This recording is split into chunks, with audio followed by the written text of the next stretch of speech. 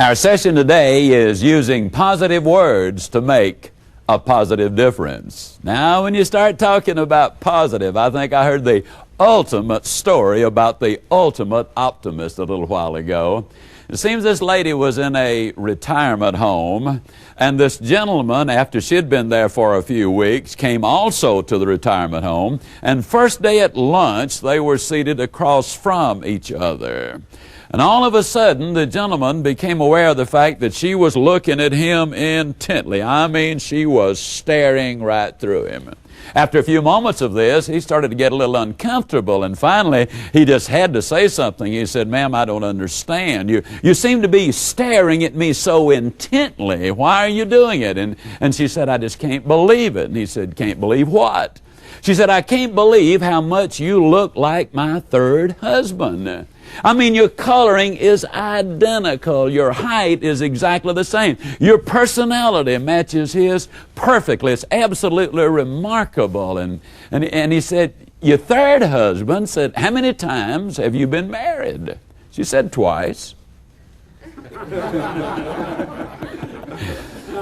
Now, words do make a difference. They express our feelings. They communicate messages, and a lot of people misuse, unfortunately, a lot of the words, and a lot of people misunderstand the approach that we're going to be sharing with you this morning.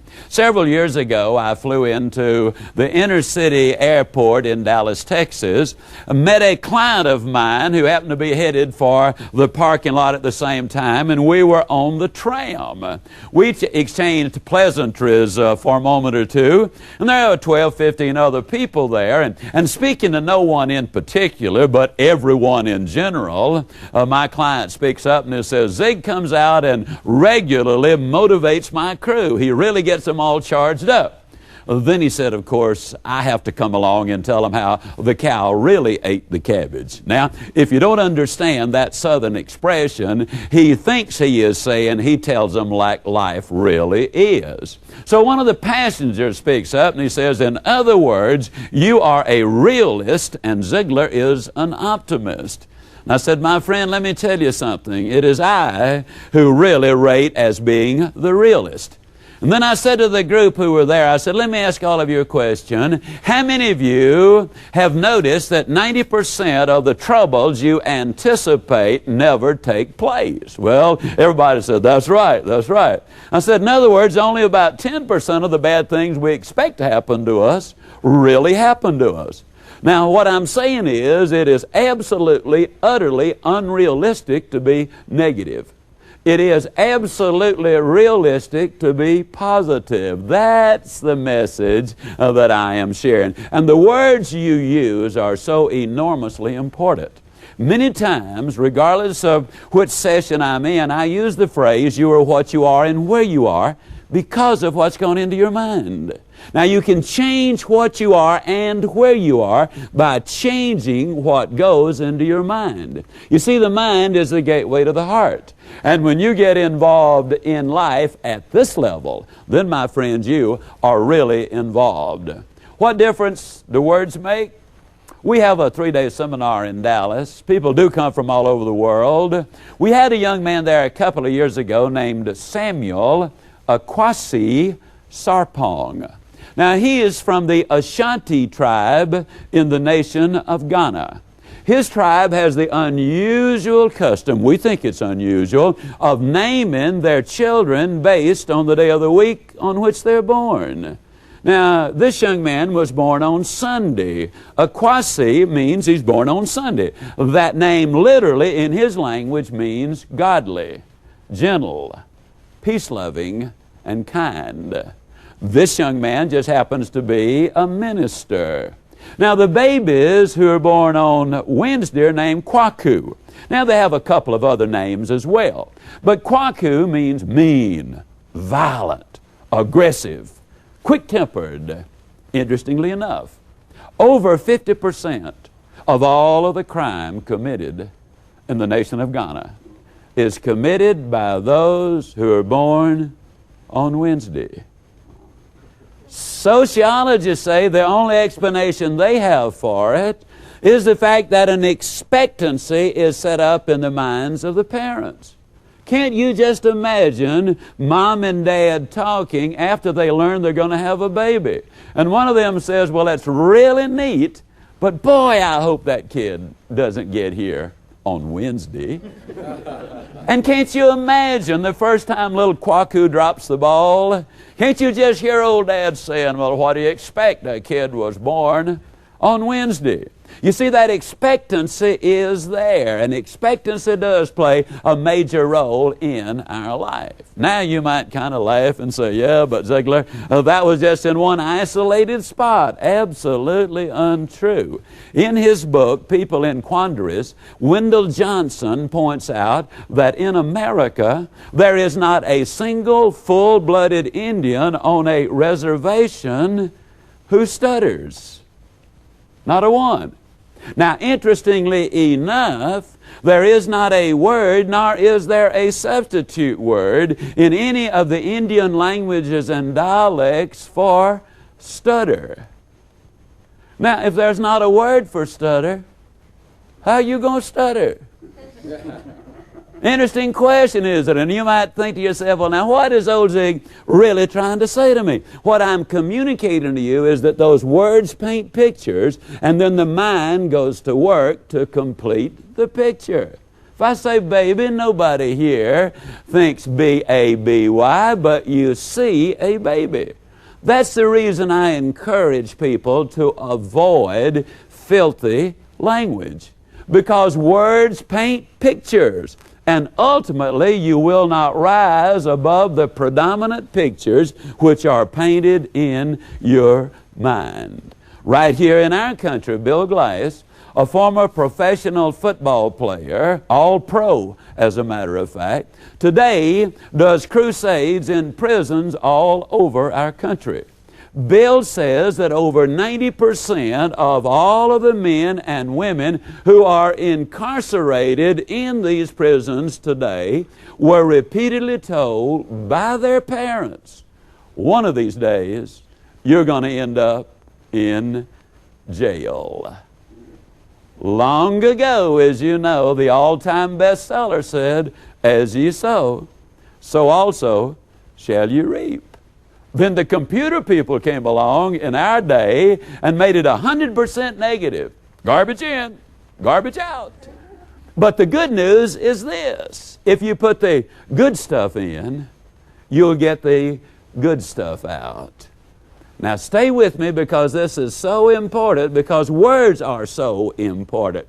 For example, suppose, now just suppose, when the parents of these children who ended up in jail and prison, suppose the parents had from the beginning in infancy said things like, now let me tell you something, if you keep acting like that, one of these days you'll be the president of your own company.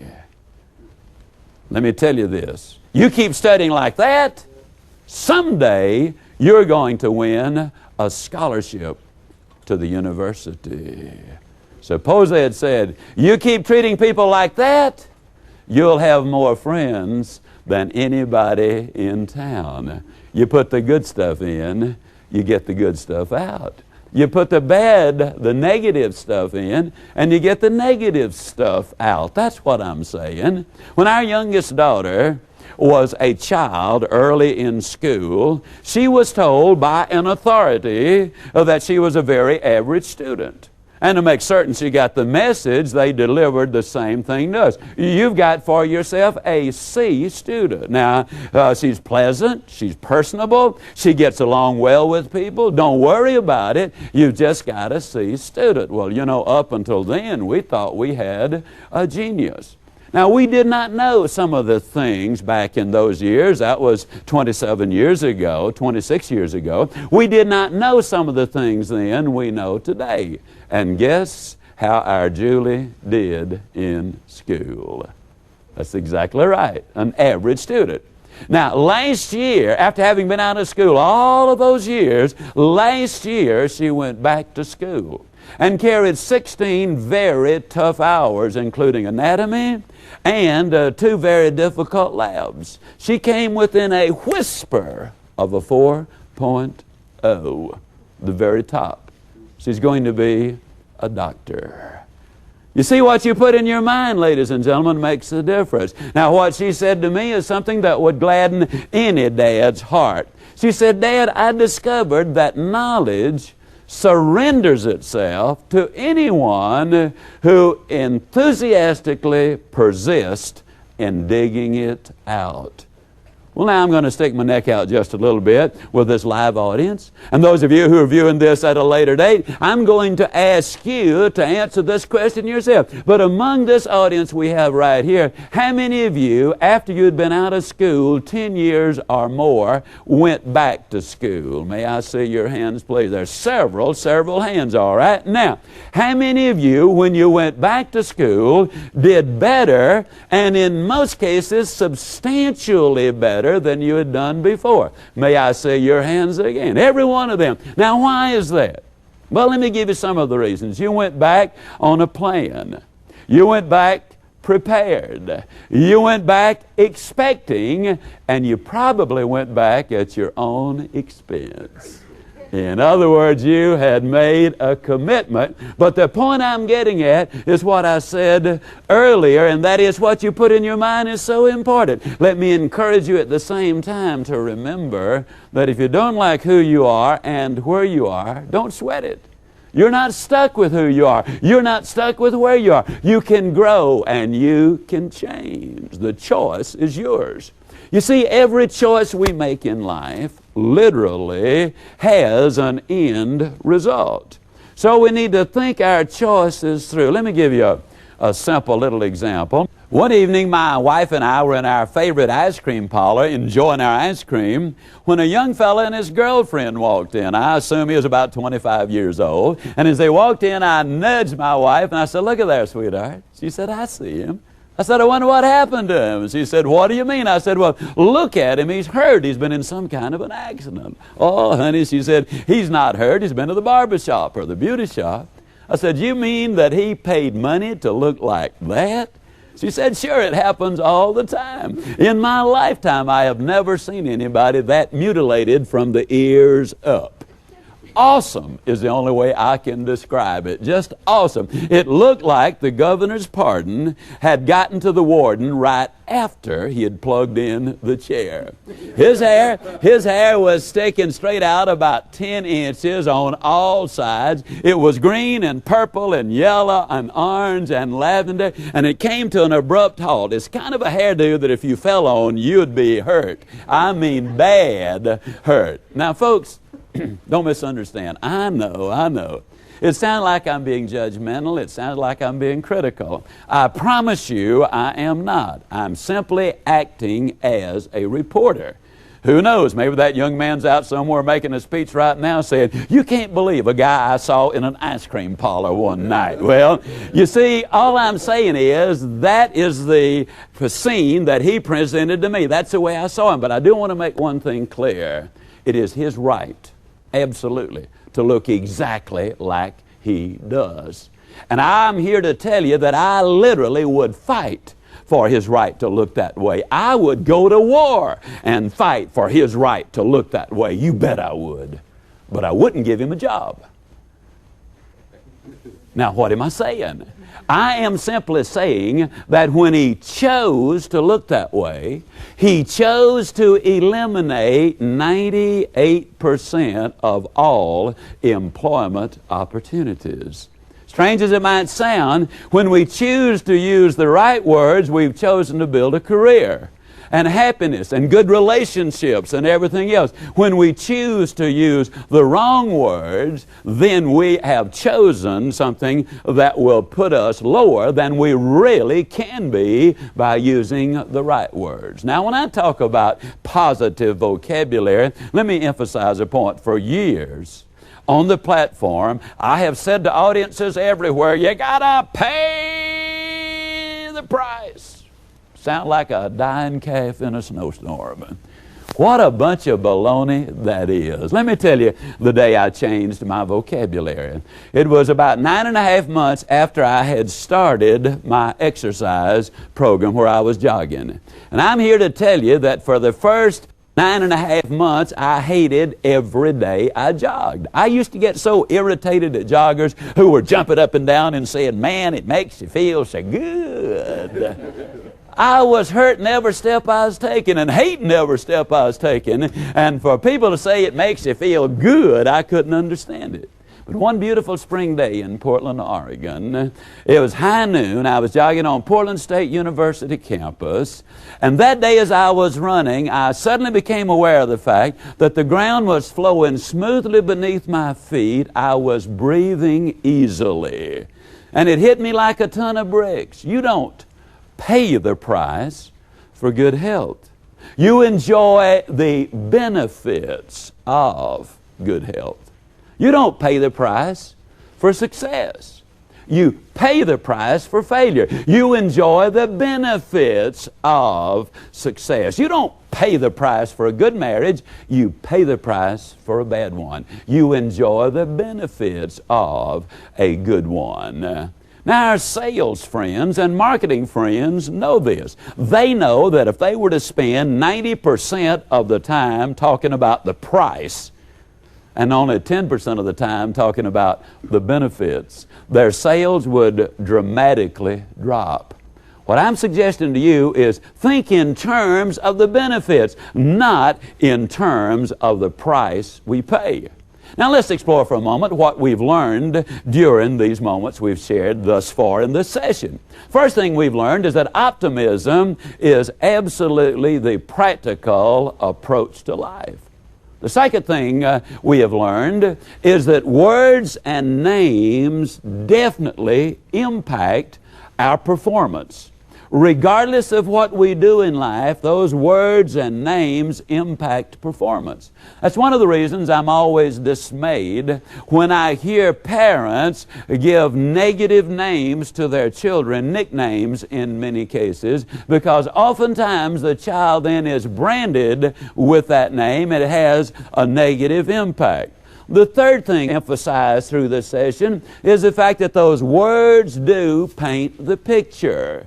Can't you just imagine when a child is called stupid, what the picture is that is there?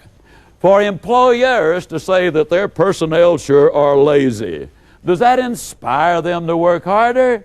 Or does it encourage them to live up to the picture that the boss has of them? The fourth thing that I stress in this session is that every choice has an end result. We need to understand that. When we choose something, we literally are choosing the end result. Now, this final story that I'll be sharing with you demonstrates the power of words. It demonstrates it so beautifully through the power of repetition. You see, repetition is the mother of learning. It is the father of action, and that makes it the architect of accomplishment. A number of years ago, I received a letter from a man named Tom Hartman who had attended a seminar in Oklahoma City, which I had conducted. Since then, Tom and I have become friends, and though I haven't seen him in 3 or 4 years, Tom and I visited a number of times together. We shared telephone conversations and correspondence and all of those things, and he really has a fascinating story. Tom was at the seminar that day because his brother had an extra ticket and it was Tom's day off, and he said, come on, let's go. Well, Tom wasn't overly happy with the first few minutes of the seminar because he thought I was one of these wily, highly motivated, enthusiastic guys that were saying you could just do everything and anything regardless. As a matter of fact, he wanted to leave, but he was stuck right there in the middle of 1,600 other people, so he decided he would just tough it out to the first break. But somewhere along the way, Tom said, you said something that kind of opened my mind. He said, I don't remember exactly what it was. And you know, it is interesting, isn't it? How a message can go around the world, 24,000 miles in a tenth of a second. Then sometimes it takes years for it to go the last 1/10 of an inch. Well, anyhow, Tom said the message broke through. Somebody behind him had said, that's right, or some reinforcement word. He reached over, he got his yellow pad and started taking notes. And he wrote those notes all day long. When it was all over, Tom said that he was so excited. And one of the reasons he was excited was because in the seminar I had said, man was designed for accomplishment. He's engineered for success. He's endowed with the seeds of greatness. And Tom said, you know, when you said that, though I had been disagreeing with everything you said up until then, I looked down and realized that you were headed for the truth. Because he said I was looking at a 63 1/2 inch waistline, 406 pounds of bulk. He said I was coming off a devastating divorce. I had a job only because my boss was my friend, not because I was productive. He was the only friend I had. He said I used to, and in those days you could do this, I would go to the store to buy food on Friday night. I would give them a hot check and then pick it up on Monday morning when I got my pay. He said I hadn't been in a house of worship in years and years and years. He said, literally, Zig, I was bankrupt in about every area of life. Physically, I was bankrupt.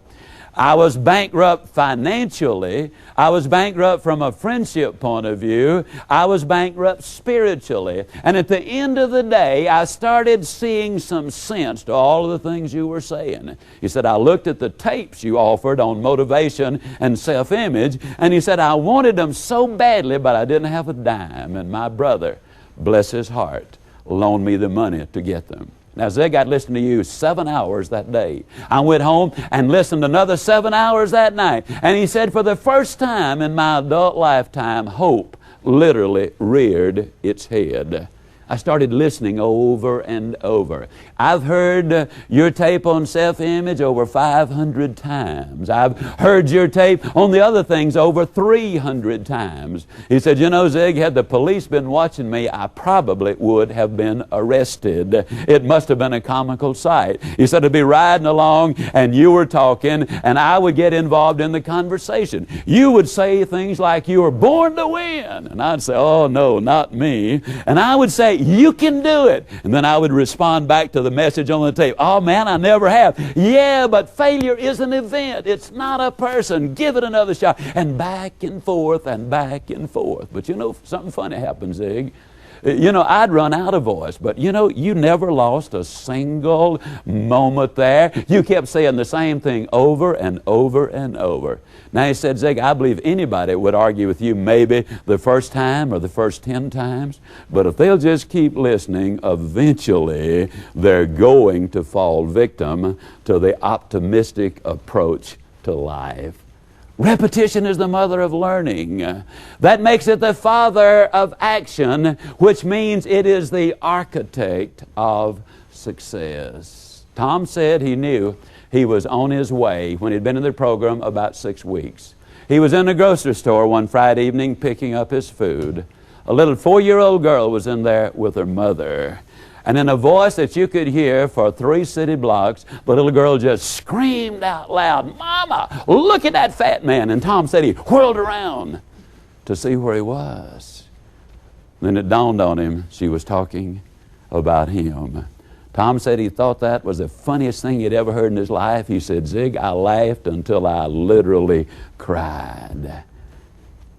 But then he said, I shed a tear of a different kind.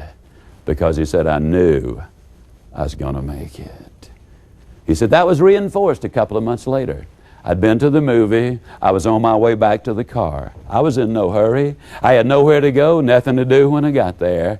He said, I was just ambling along, and I saw a display in one of the stores. He said, I walked up to the display and just started looking. I don't know, he said, whether I was there a minute or 5 minutes, but all of a sudden, Tom said, I became aware of the fact that I was not by myself. Some big dude was looking over my shoulder, and he said, and I whirled around, and there was nobody there. He was looking at his own reflection, which he did not recognize. My friend John Kozak, a brilliant young psychiatrist from Dunedin, Florida, before his tragic death, John said at that moment Tom Hartman was no longer obese because he no longer saw himself as being obese. All of the positive words had now painted a positive picture. Dr. Kozak said the reason most crash diets do not work is because they take the weight off the body, but they leave it on the mind. And then those people who've suddenly lost all the weight, they lay down and they go to sleep and they dream, but they still dream as an obese person. Dr. Kozak said that at that precise instant that night when Tom Hartman turned around, though he weighed well over 350 pounds still, he was no longer obese because he did not see himself as being obese. What's the end of the story? I don't know. But this I can tell you, in his quest for all of these things, he went back to school. He got his degree in psychology, graduated magna cum laude. He obviously took a great deal of care of his health. And in this process of setting goals, one of the things he did, the week that he got to listening to the program, he went down and bought $700 worth of clothing at a minute deposit on it. He bought size 39 slacks and size 47 jackets. The owner of the store said, Mr. Hartman, who are you buying the clothes for? And Tom said, when he told him who he was buying them for, he said, man, the guy thought I was crazy. But I told him, one day I'll wear these clothes out of here. Where's Tom Hartman today? Well, the last time I saw Tom, he weighed 225 pounds. Now, he's 6 feet 4 inches tall, has a big frame. He was not overweight. He's working on his doctorate in psychology. Teaches a Bible class every Sunday morning. Tom Hartman is in business for himself and is doing remarkably well. Now, why do I give so much time and attention to one story? I do that because I don't believe there's a human being alive in this audience. I know there isn't. I don't believe there's a person who will ever view this session with as far to go as Tom Hartman was. Do you realize the man was financially bankrupt? He was physically bankrupt. He was emotionally bankrupt. He was bankrupt in every area of his life. But he started using the positive words, changing his approach to life, changing his attitude, and he got busy. And some amazing things happened. I'm going to close this by simply saying that if you will buy the message, take the thoughts, use the ideas, go forward in your own life, in your own personal, your family, and your business life, then I can close this as I always close by saying, if you'll buy these ideas and do these things, I'll see you. And yes, I really do mean you at the top.